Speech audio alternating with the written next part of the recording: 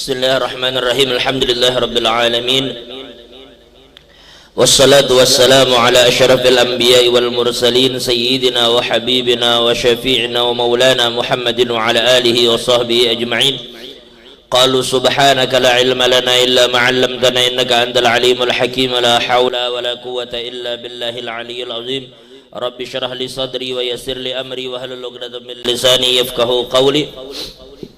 Wa qala al-muallif rahimahullahu ta'ala wa nafa'ana bihi wa bi'ulumihi fid dharain amin.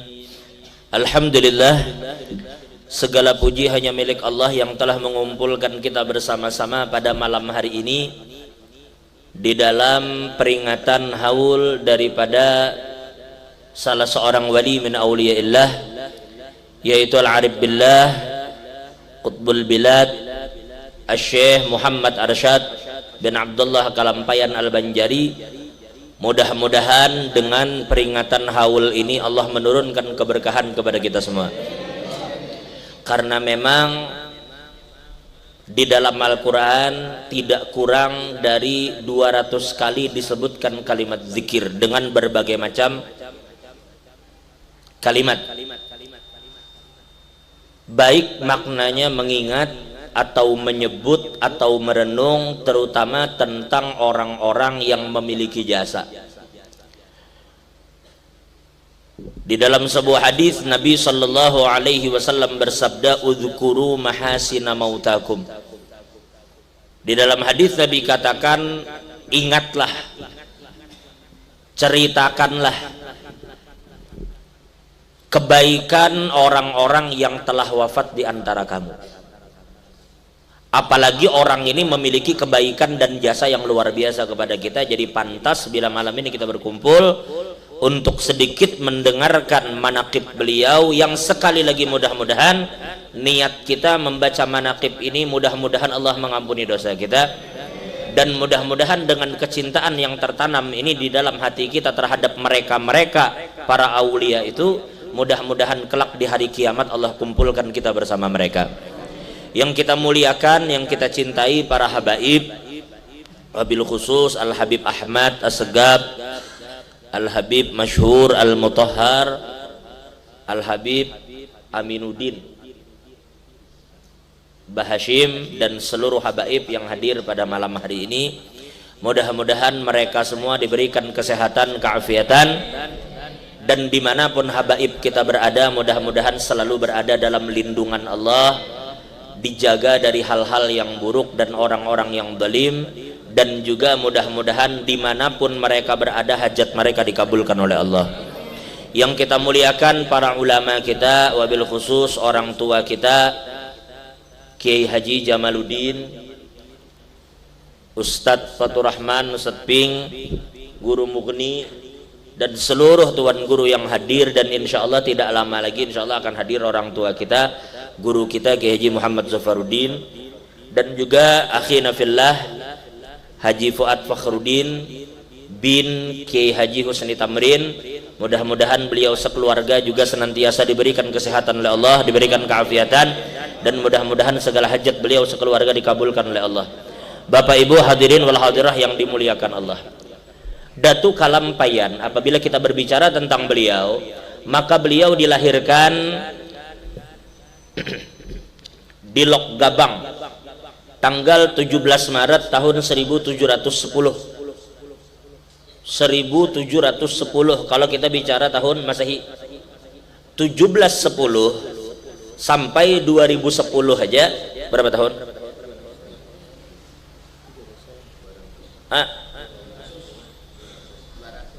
200 tahun. Itu kalau 2010. Sekarang 2021, berarti berapa tahun?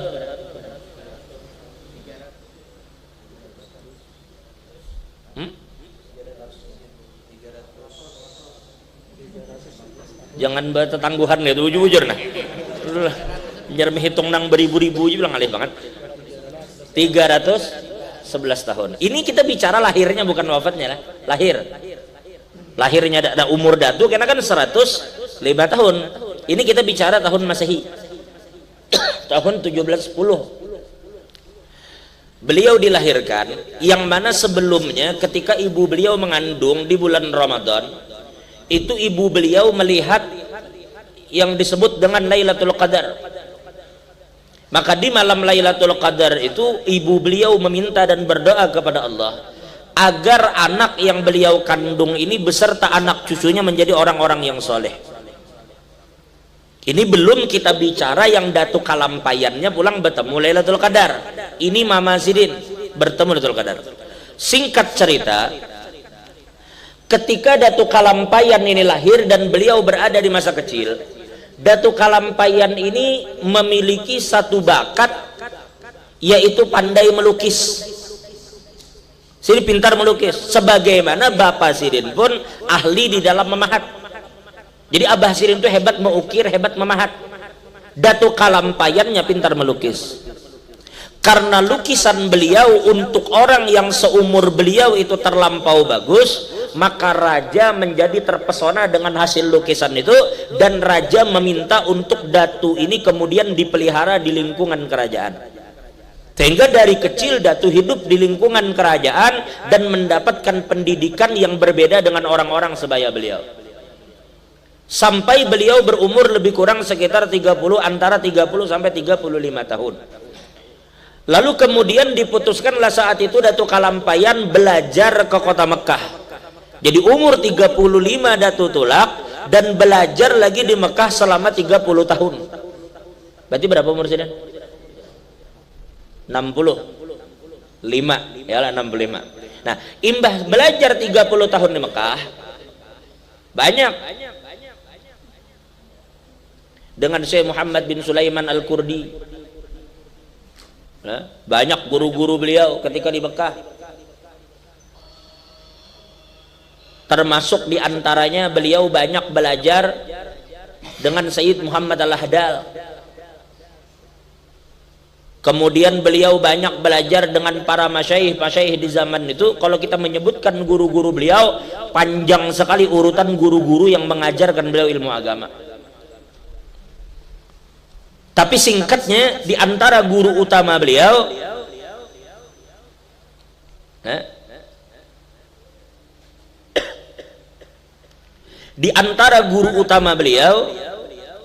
adalah Sayyid Muhammad Murtada bin Muhammad Az-Zabidi, yang mana silsilah sanad keilmuan beliau bersambung ke situ. Di antara guru beliau kemudian adalah Syekh Athaillah bin Ahmad Al-Misri dan juga Syekh Muhammad bin Sulaiman Al-Kurdi tadi. Dan wabil khusus ketika beliau belajar tasawuf, di antara mursyid beliau adalah Sayyid Muhammad bin Abdul Karim As-Samman Al-Madani. 30 tahun belajar di Mekah, kemudian 5 tahun belajar di Madinah, sehingga total beliau belajar di Haramain sekitar 35 tahun. Sekarang itu 35 tahun hidup di Nusantara, tambah 35 tahun pulang menuntut ilmu ke negeri orang, berarti total umur Sidin berapa? 70. Di umur 70 ini pun Datu masih sempat-sempatnya beizin lawan guru Sidin untuk melanjutkan menuntut ilmu ke Mesir. Umur 70 hendak pulang ke Mesir menuntut ilmu.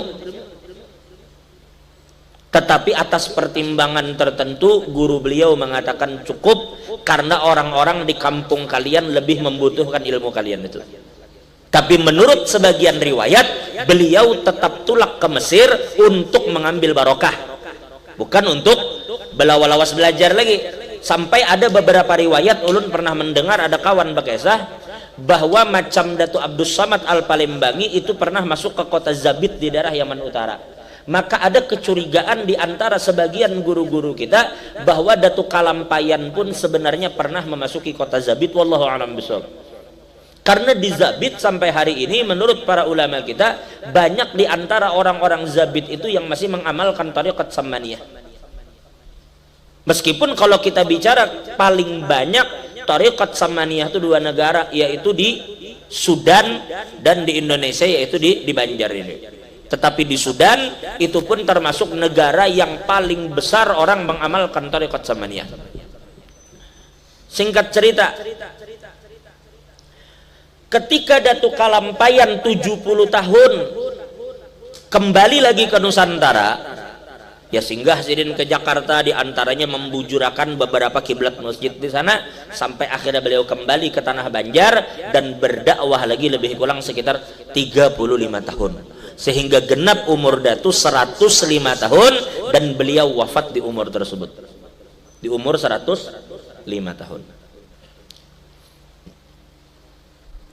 Sama kayak umur Kai Marjuki lah, almarhum Kai Marjuki di Handil, abahnya Guru Saifuddin, itu Sidin pun meninggal di umur 105 tahun. Jadi Datuk Kalampayan ini kalau masalah ilmu nih, pian ilmu apa aja, bahkan dikatakan lebih dari 36 cabang keilmuan Sidin menguasai, bukan tahu lah, menguasai. Jadi jangan heran Datuk Kalampayan tuh jangan dikira kada bisa fisika, jangan dikira Datuk Kalampayan tuh kada mengerti biologi. Tuh orang ada di buku ini ulun baca, orang ketika bertanya ke Datuk Kalampayan tentang kedalaman laut berapa dalamnya, maka Datu menjawab itu bukan dengan kasyaf tetapi dengan ilmu. Meskipun Datu tuh kasyaf dia orangnya, tetapi mengetahui hakikat sesuatu dengan ilmu itu jadi ulama lebih nahap. Dengan ilmu Datuk Kalampayan mengukur kedalaman laut. Di buku ini dijelaskan ketika Datuk Kalampayan ditanya oleh seorang jenderal Belanda, gubernur jenderal Belanda saat itu yang bernama Petrus Albertus van der Para, mengalih pan nyebut ngaran Petrus Albertus van der Para, tahu lekam? Nah, ini pakaiannya Edwin van der Sar. Nah, ini jadi si gubernur jenderal ini bertanya lawan Datuk Kalampayan, berapa kedalaman laut nih? Dijawab oleh Datu spontan, kada pakai alat. Ada bubuhan company tadi. Begitu inya mendengar jawaban Datu, langsung cari alat ukur dasar bujur jawaban Datu. Lalu saat itulah Datu oleh si gubernur Belanda ini digelar sebagai Tuan Haji Besar. Tuan Haji Besar orang yang memiliki ilmu yang luar biasa. Jaka kita wah ini jaka profesor limpat kalau lagi pada profesor. Iya. Ini gubernur Belanda waktu itu mengakui kehebatan Datu. Berarti bukan hanya masalah ilmu agama, bahkan ilmu Datuk Kalampayan ini sampai ilmu pertanian Datuk Kalampayan menguasai. Ilmu pertanian kayak apa Datuk Kalampayan itu berkebun luar biasa. Jadi Datuk Kalampayan ini orang yang luar biasa dalam setiap cabang keilmuan. Kita kada bicara karomah dan segala macam itu urusan sekian, tetapi ilmu yang ada di diri Sidin ini nak karunia Allah yang luar biasa ganalnya. Maka oleh karena itu kita semua, berapa sih umur kita? Jangan putus asa nuntut ilmu. Ini 35 tahun Datu tulak ke Mekah nuntut ilmu. Dan bayangkan Datuk Kalampayan ini tulak ke Mekah ketika bini Sidin itu hamil muda. Hamil muda. Berarti sudah berbini. Hamil muda. Tiba waktunya tulak, Datu tulak. Jadi oleh karena itu jangan kita menjadikan misalnya hanya kawin jadi alasan kada lagi nuntut ilmu. Murang mestinya imbah kawin itu makin semangat nuntut ilmu. Nah ini Datu. Bahkan diceritakan ketika Datuk Kalampayan di Mekah, beliau kan bahari kan kada ada SMS, kada ada WA. Lalu beliau bertemu dengan ading beliau yang bernama Zainal Abidin. Zainal Abidin.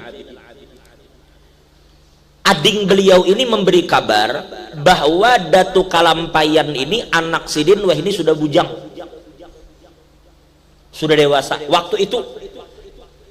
Maka Datu diisi hitungan sudah, ketika bertemu dengan Zainal Abidin, anakku umur sekian. Beberapa tahun ke depan terpikir di benak Datuk Kalampayan, amun wah ini anakku mungkin umur sekian, ku kawinkan aja sudah. Tapi dahulu kayak apa bahabar?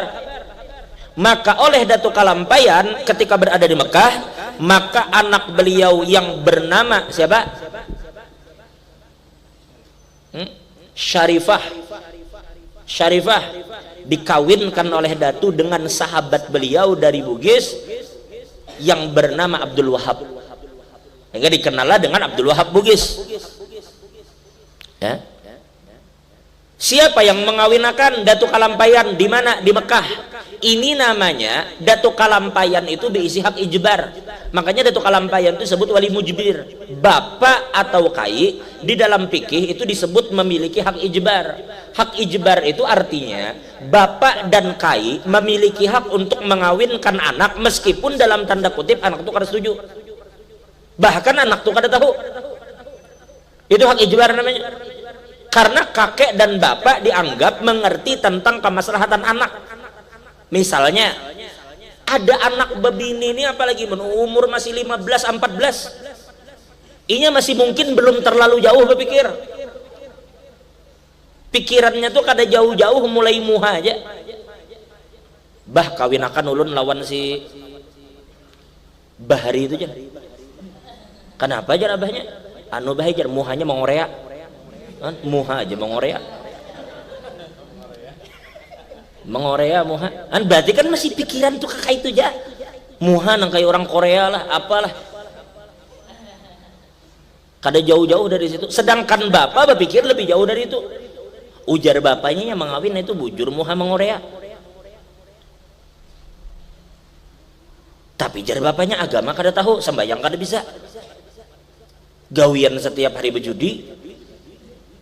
Kada mau bapaknya kayak itu. Akhirnya bapaknya mengawinakan, jangan lawan nang itu ya bapaknya. Ku kawinakan lawan tu aja nah.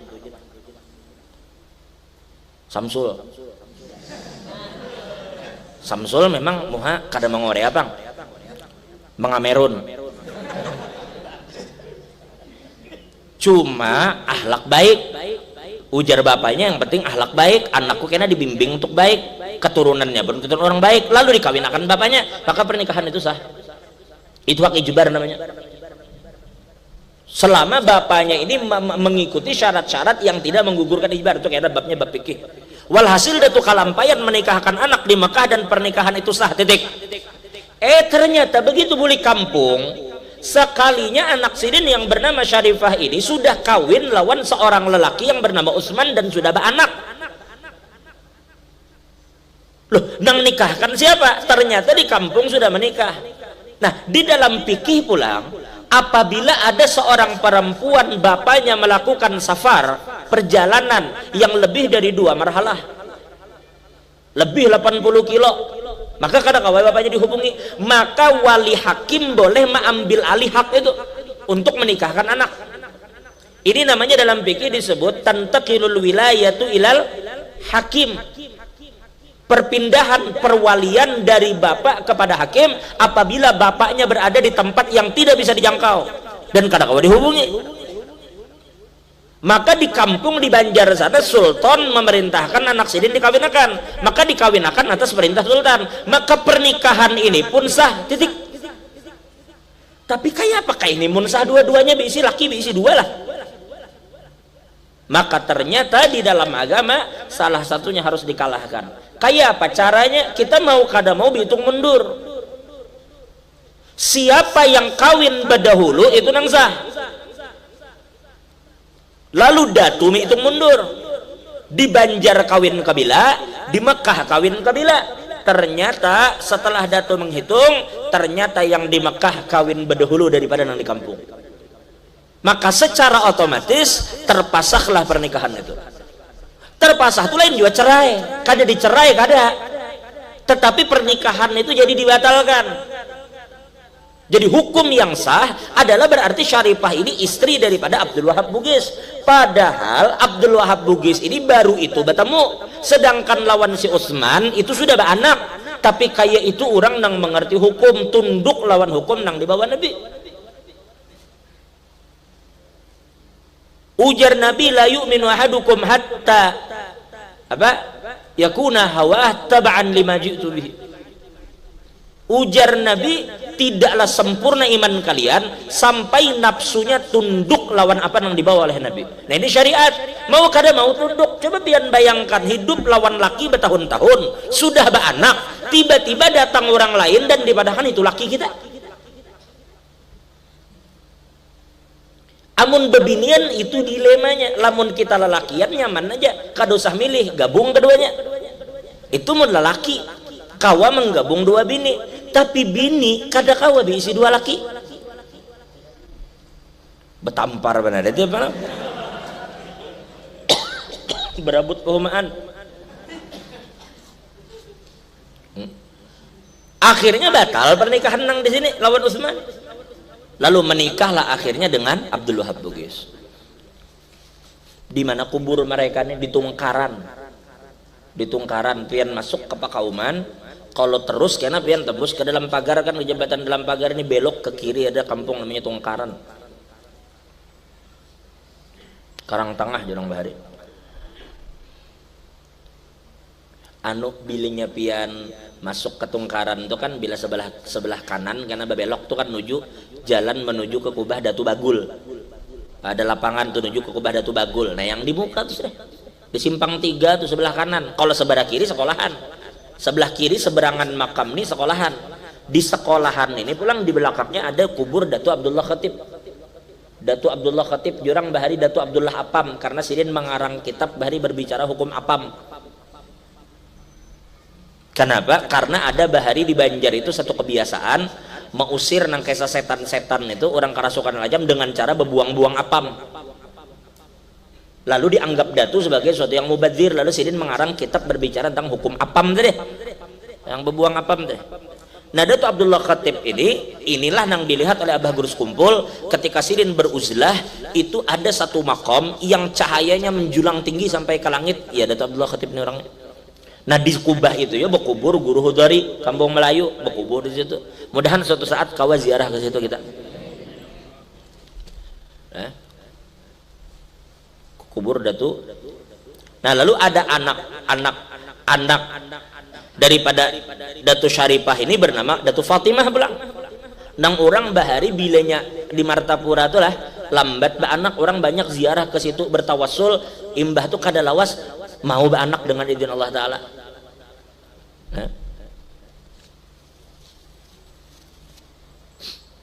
Baik. Nah ini sedikit lah cerita tentang Datu Kalampayan. Lalu kemudian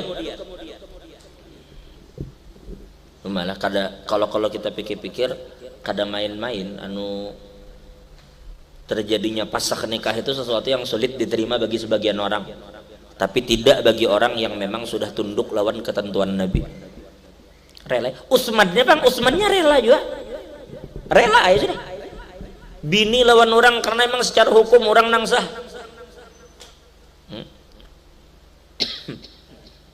Kan ini kan nyamannya bergaul dan berkumpul di sekitar orang-orang yang soleh tadi. Singkat kisah, kita ini bicara Datu nih, kalau ulun jujur aja lah harus membicarakan Datu, ulun bingung mengisahkan manakib Datu Kalampayan, ulun bingung. Pertama ngumpulakan sumber-sumbernya dari mana tuh, saking banyaknya manakib Datu nih tersebar di berbagai macam kitab dan buku. Satu, yang kedua memang kayak apa menurut pian anak TK disuruh menggambarkan kayak apa seorang profesor itu kayak apa kisahnya? Ulun mengisahkan Datu itu nang kayak anak TK disuruh menggambarkan kayak apa corak cara berpikir nah profesor itu. Kada bakal bisa anak TK itu menggambarkan. Maka itulah yang terjadi. Kayak apa menggambarkan kebesaran Datu?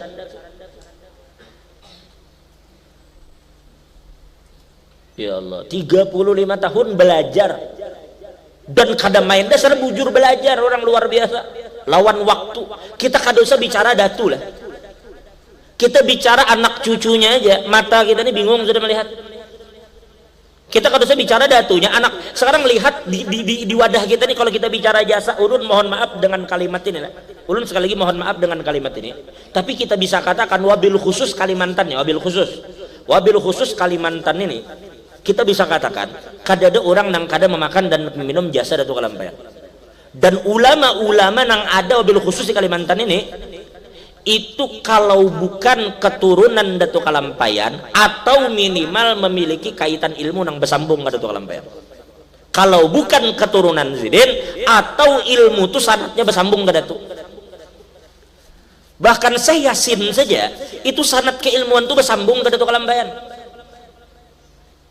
Jadi luar biasa Datuk kalau kita bersyukur kepada Allah Ta'ala. Ada di daerah kita Kalimantan ini orang nang seperti ini, dan tidak berhenti di situ.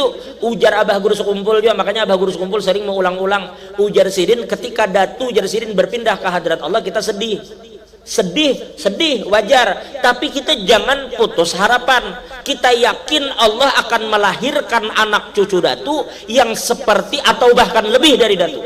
Datu kada sarik juga bila ada anak cucu yang lebih dari sidin. Ujar guru waktu itu sidin membaca dalil, manansakh min ayatin aw nunsiha na'ti bi khairin minha aw mithliha. Kita syukuri saja, kita bersyukur diisi orang kayak Datu, maka Allah akan mendatangkan kepada kita karena jarabah guru sesuatu nang sama seperti Datu atau lebih dari sidin.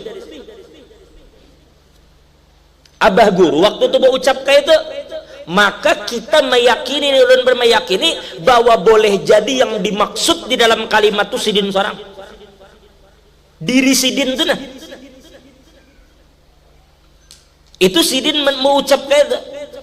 Ujar sidin, tidaklah Allah menghilangkan Datu Kalampayan itu terkecuali tidaklah Allah memindahkan Datu Kalampayan ke hadrat Allah kada ada lagi di tengah-tengah kita, maka Allah akan gantikan bagi kita sesuatu yang seperti atau lebih dari sidin.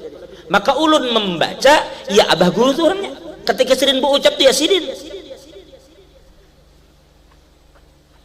Nah, karena pernah dulu Habib Abdullah bin Husain bin Tahir nang mengarang kitab Sulamat Taufik dah. Ada kalau syair ya Arhamar Rahimin itu kan Habib Abdullah bin Husain bin Tahir. Sidin itu pernah berbicara di hadapan muridnya.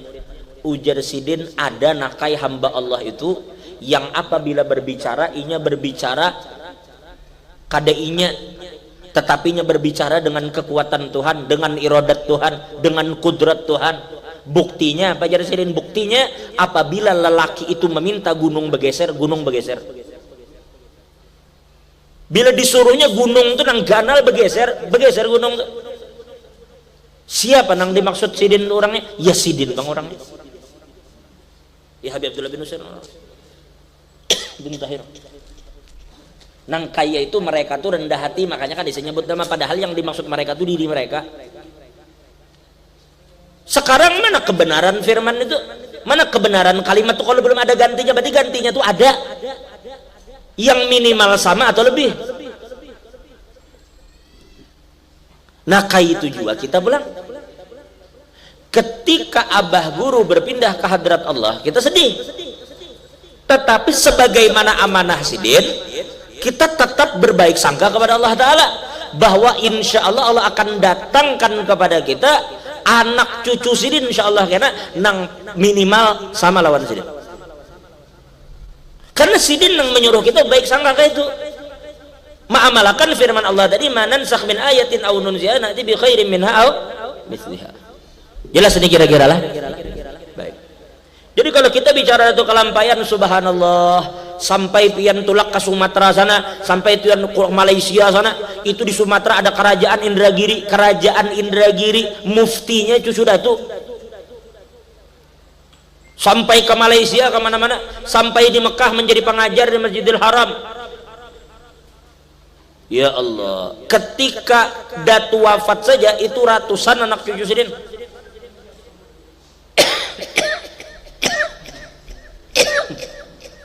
Apalagi hari ini.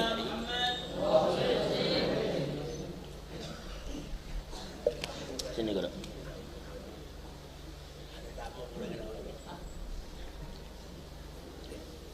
Urut izin kita dulu.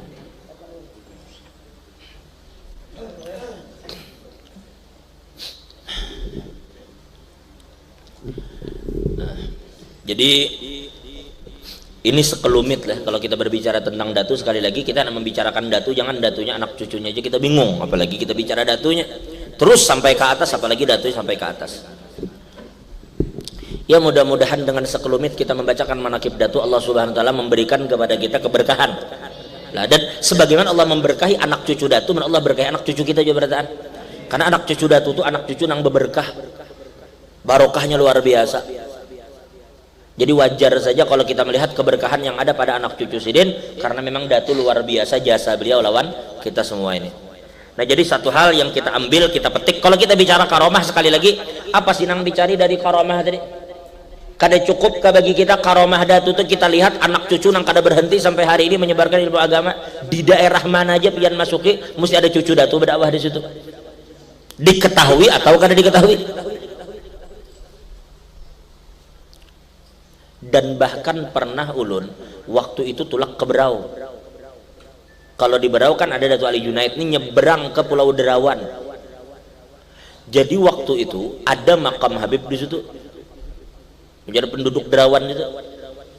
Jadi ujar penduduk itu kubah itu masya Allah itu ada pohon nyiur tumbuh. Pohon nyiur itu tumbuhnya ke atas bemereng. Jadi pohon nyiur itu tumbuhnya rabah. Ujungnya melingkar pohon nyiur itu dan daun pohon nyiur itu tepat seperti menaungi kubah tadi. Bujur-bujur kubah tuh posisinya pas di bawah dipayungi oleh daun-daun nyiur tadi. Jadi seakan-akan memang pohon nyiur itu disuruh untuk berbelok. Jika pohon nyiur itu tumbuh lurus, dia belok tumbuhnya menuju ke makam tadi sampai akhirnya daunnya menaungi bujur-bujur dari makam. Ujar penduduk sana, dulu pernah datang tim dari Banjar, entah dari YIN Banjarmasin atau UIN Banjar. Waktu itu tim peneliti ini meneliti di sana. Ternyata mereka berkesimpulan, ujar penduduk Derawan sana, berkesimpulan bahwa makam ini adalah makam seorang murid yang diutus Datu untuk berdakwah ke sana. Itu bukan Derawan pakai saya. Coba lihat kayak memang kadang-kadang karena memang daerah Berau itu kan kerajaan, dari dakwah itu kan antar kerajaan memang. Anda tuh bukan cuma anak cucu yang disebar kemana-mana, tetapi murid pun kesana kemari menyebarkan dakwah. La ilaha illallah. Jadi mudah-mudahanlah kita semua yang hadir ini dengan berkat manakib Datu ini sedikit sekelumit tentang Sidin, mudah-mudahan kita mendapat keberkahannya. Jadi pian bisa saya carilah buku tentang Datu Kalampayan ini, salah satunya yang luar biasa itu tulisan Ayah Irsyad, tulisan Kiai Haji Irsyad Zain atau dikenal orang dengan nama Abu Daudi, abahnya Guru Daudi, tentang sejarah Syekh Muhammad Arsyad Al-Banjari, tulisan daripada Ayah Irsyad, nama penasirin di situ Abu Daudi.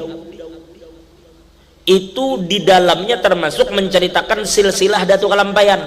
Anak ini dari bini ini keturunannya ini.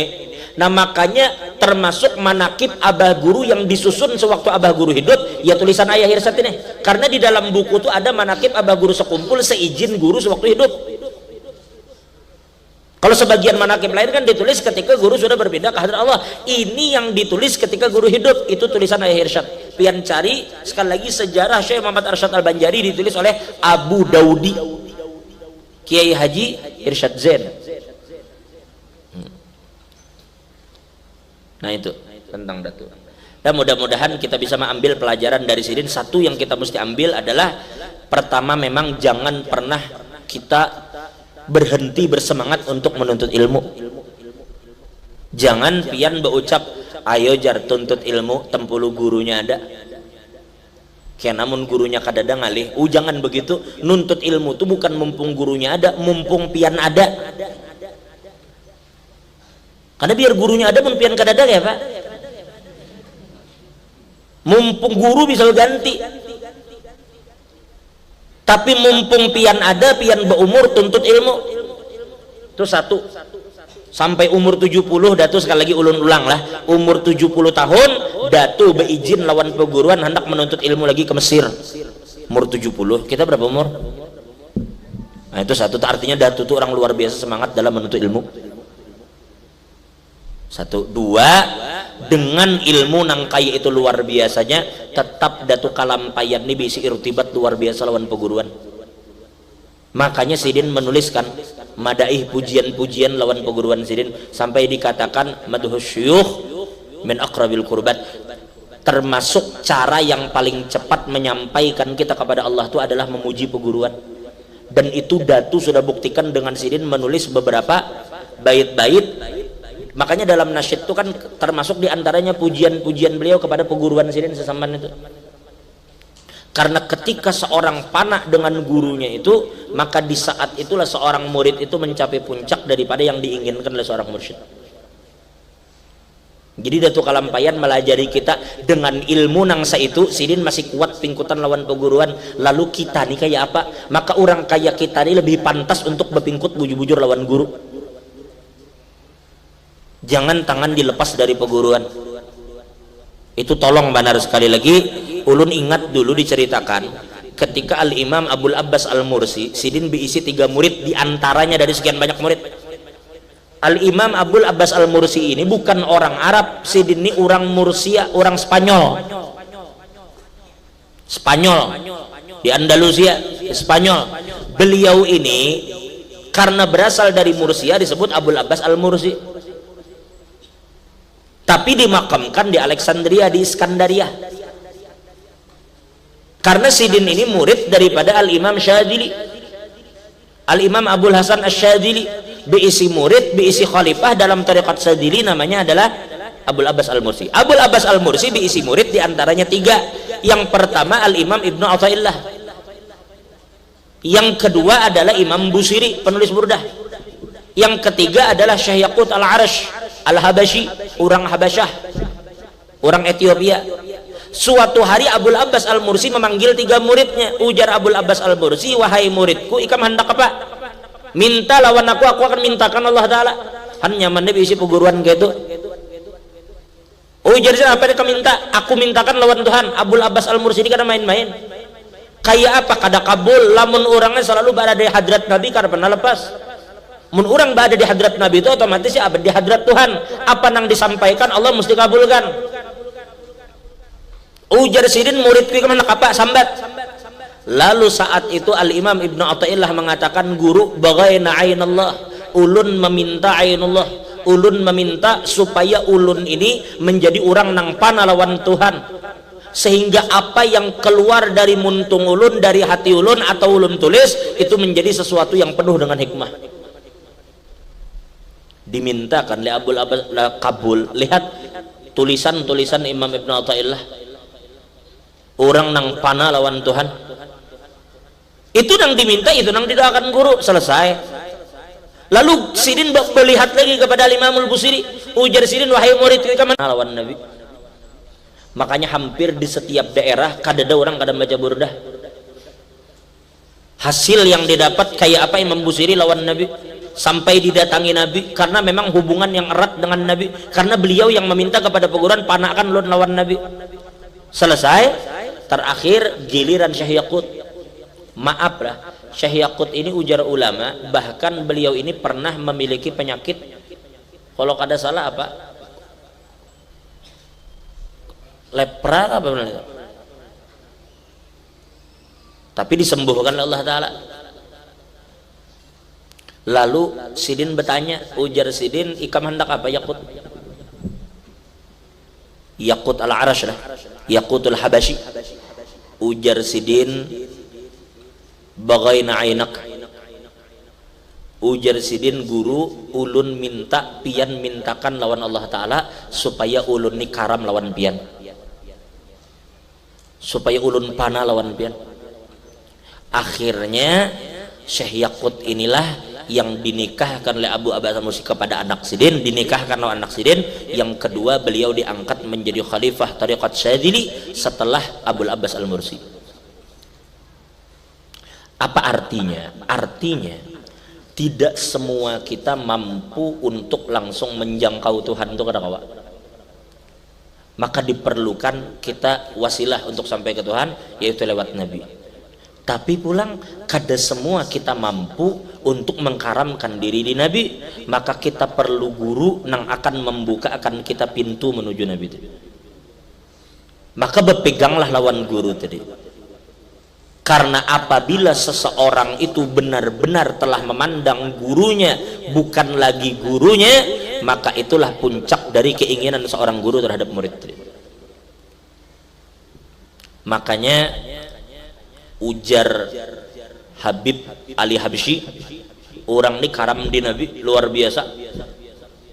Suatu hari sidin memuji peguruan sidin Habib Abu Bakar Atos, Ujar Sidin, orang-orang berkunjung kepada Nabi Muhammad di Madinah dan mereka memberi salam kepadanya di sana, sedangkan aku, ujar Sidin, Rasulullah bersamaku di sini. Padahal saat itu di sebelah Sidin adalah gurunya Al-Habib Abu Bakar Al-Attas. Ini pandangan Tambus memandang guru itu bukan guru lagi, tetapi pandangan beliau bahwa di dalam diri gurunya ini adalah benar-benar hakikat wujud daripada Nabi Muhammad sallallahu alaihi wasallam. Nah, bila sudah Tambus ini, orang bila memandang Tuhan itu Tuhan, itu jelas saya sudah kada apa-apa ya. Tapi bila inya bisa memandang Nabi, arah pandangannya ke Nabi, tapi di saat yang sama Nabi itu kada menghijabinya dari Tuhan. Kalau orang ingat di Tuhan kada ingat di Nabi, hebat benar orang itu.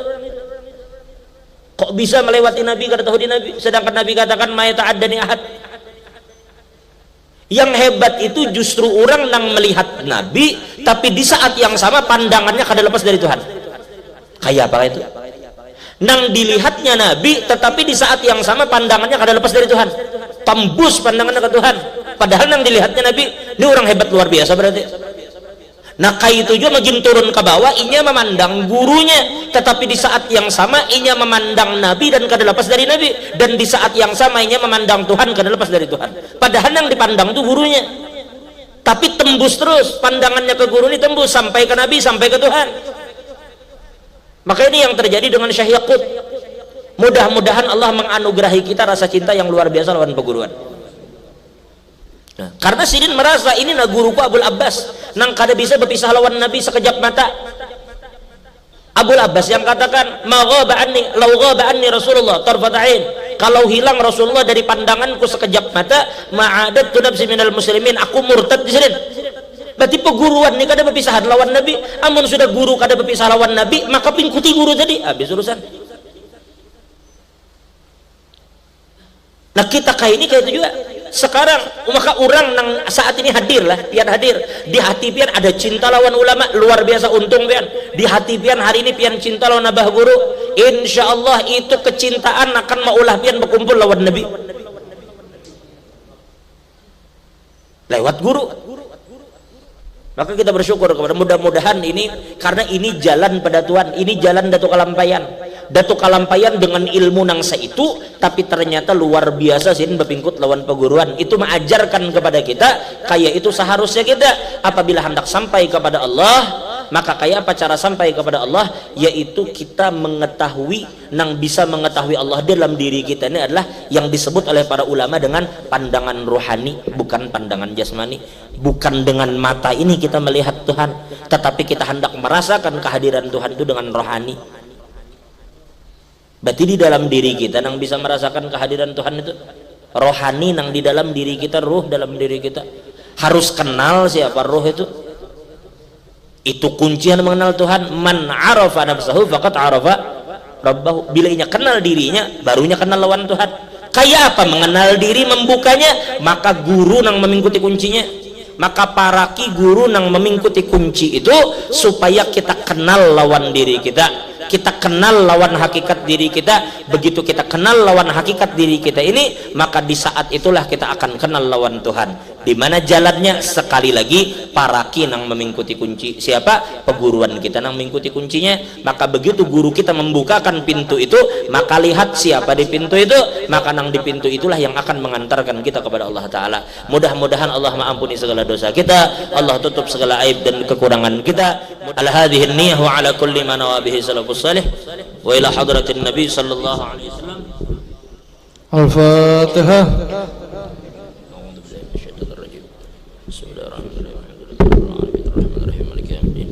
إياك نعبد ونستعين اهدنا الصراط المستقيم صراط الذين أنعمت عليهم غير المغضوب عليهم ولا الضالين.